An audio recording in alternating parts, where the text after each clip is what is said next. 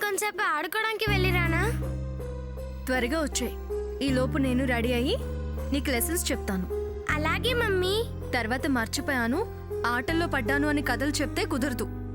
కరెక్ట్గా half an అవర్లో వచ్చేస్తాను మమ్మీ. ఎక్కడికమ్మా బయలుదేరావు? అరగంటలో వస్తానంటున్నావేంటి? ఇవాళ సండే కదా డాడీ, మా ఫ్రెండ్స్తో ఆడుకోవడానికి వెళ్తున్నాను.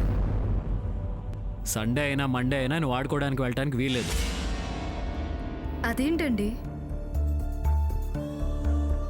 మళ్ళీ మీ ప్రిన్సిపల్ నన్ను పిలిచి ఫస్ట్ ర్యాంక్ తెచ్చుకుంది వెరీ గుడ్ అని మెచ్చుకునేదాకా ఈ ఆటలో పాటలు cut. Daddy please daddy. Please లేదేం లేదు, అంతే. అది కాక నీకు ట్యూషన్ టీచర్ని చూశాను, తను కాసేపట్లో వస్తుంది, అందుకని నువ్వు బయటికి వెళ్ళడానికి వీల్లేదు. ట్యూషన్ టీచర్నా? ఎవరు? వస్తుందిగా, ఎవరో వచ్చాక తెలుస్తుందిలే. నమస్తే సార్.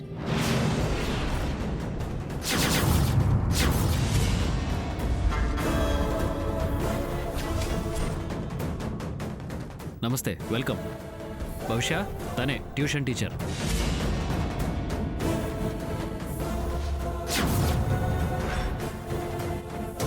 తనా? అవును, తనే.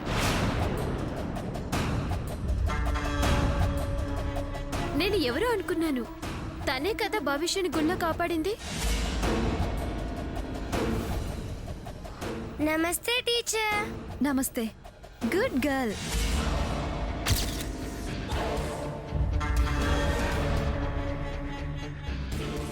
ప్రియా, నువ్వు ట్యూషన్ చెప్పాల్సింది తనకే, భవిష్య. నమస్తే టీచర్ అన్నప్పుడే అర్థమైంది. అర్థమైందని అప్పుడే అనుకోకు, అది చాలా పెద్ద పజిల్. పజిలా? ఏ పజిల్ అయినా ఇది చాలా మంచిది. ఆదిత్య గారు తీసుకొచ్చారా? ఇదే ఏదైనా ప్లాన్ ప్రకారం ఈ వేషంలో ఎంటర్ అయిందా? నేను టీచర్తో పర్సనల్గా మాట్లాడాలి. నువ్వు టీచర్తో పర్సనల్గా మాట్లాడేదేంటి? నా ఇష్టం. నీకెందుకు మామయ్య? భవిష్య, అంత పొగరుగా మాట్లాడకూడదమ్మా. మాట్లాడివ్వండి సార్, తప్పేముంది? నీకు దాని సంగతి తెలియదే పిచ్చి మొద్దు. దీని అంతు చూసి బయటికి గెంటే భవిష్య. దానికేం డౌట్స్ ఉన్నాయో, దాని డౌట్స్ తను క్లారిఫై చేస్తుందో లేదో అని టెస్ట్ చేస్తుందేమో. Correct mummy. రండి టీచర్. పద భవిష్య.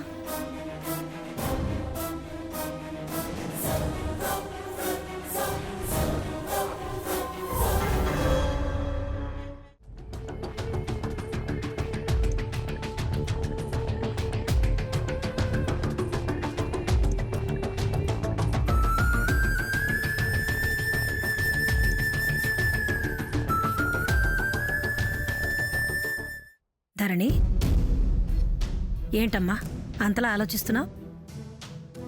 అదేనమ్మా దేవకి విషయం. దానికి ఎలా సాయం చేయాలో అర్థం కావడం లేదు. ఆదిత్య గారిని ఎలా అడగాలో, అసలు అడగాలా వద్దా, అడగొచ్చా లేదా అని ఆలోచిస్తున్నాను. వారు గతంలో మనకి ఎన్నోసార్లు అడగకుండానే సాయం చేశారు. ప్రతిసారి మన అవసరానికి వారిని అడగడం నాకు నచ్చడం లేదు. కానీ అడక్క తప్పెట్టలేదు. మనకి మరో దారి లేనప్పుడు అడక్క చేసేదేముంది? అయినా అడగకుండానే సాయం చేసిన ఆదిత్య అడిగితే చేయడా? వారికి డబ్బు లెక్క.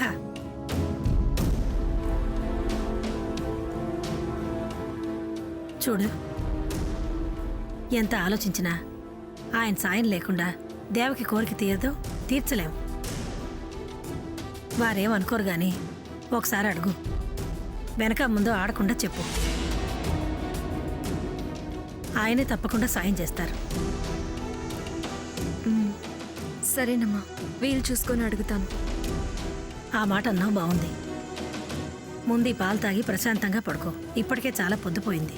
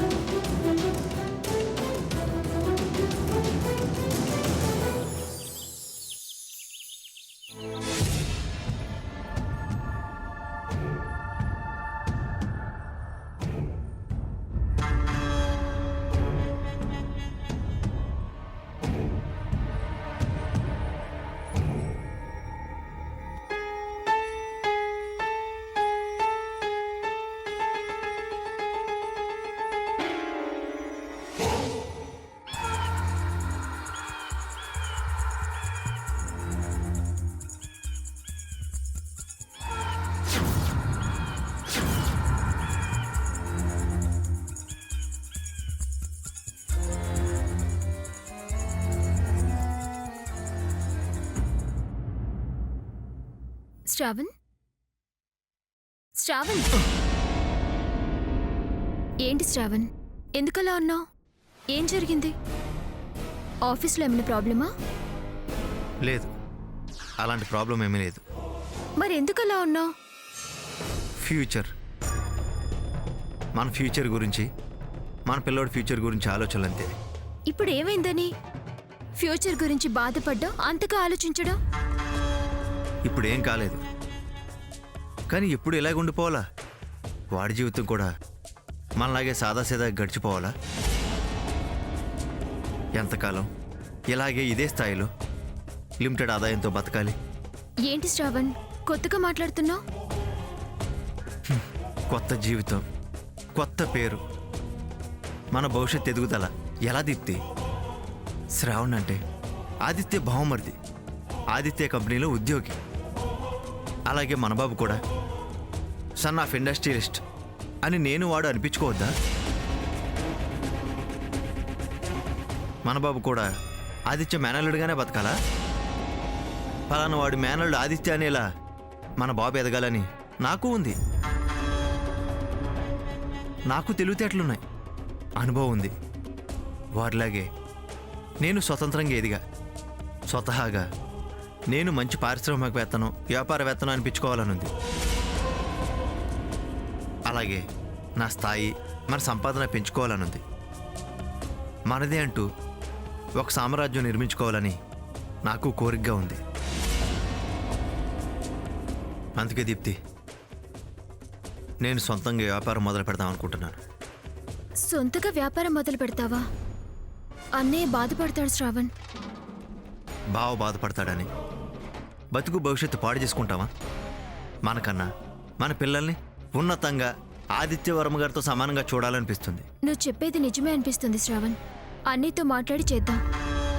అస్సలు బాగోదు. వ్యాపారం మొదలుపెట్టాక ఒకటో వారో విజయం సాధించాక, అదే లాభం సంపాదించాక, అది తన దృష్టికి వచ్చాక చెప్తే అప్పుడు అనడానికి వద్దనడానికి వీలుంటుంది. పైగా మనల్ని అభినందిస్తారు కూడా, మన వ్యాపారాన్ని సమర్థిస్తారు, మన విజయాల్ని స్వాగతిస్తారు. అడిగితే తెలిసిపోతుంది. అందుకే పెట్టుడు నగలు కాకుండా దాపరకం నగలు కొంతకాలం నాకు ఇవ్వగలిగితే ఆ సొమ్మే పెట్టుబడిగా పెట్టి నీ పేరున వ్యాపారం ప్రారంభిస్తాను. నా నగలా? ఓ 4-5 నెలలే. అయ్యో, ఈ మధ్య ఏమైనా చిన్న చిత్క ఫంక్షన్స్ వస్తే, నేను బోసిగా కనబడితే అన్నయ్య కనుమడం వచ్చి నన్ను నిలదీశాడనుకో, మన సంగతి బయటపడుతుంది.